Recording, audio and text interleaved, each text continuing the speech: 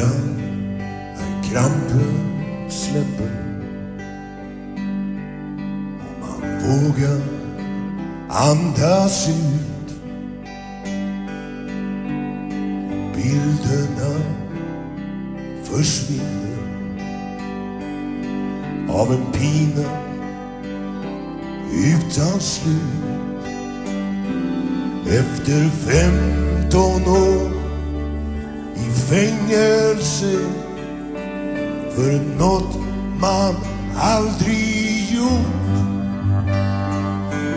får man kika en sekund genom nyckelhålet till himmelrikets port.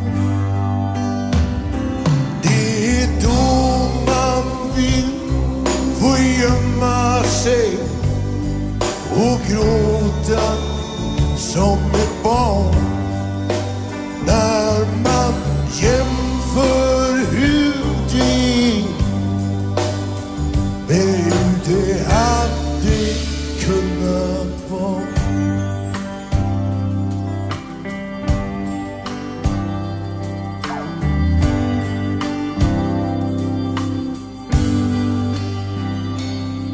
När man nu med dem han älskar,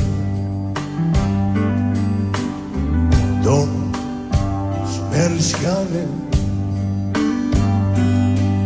och det inte är för tidigt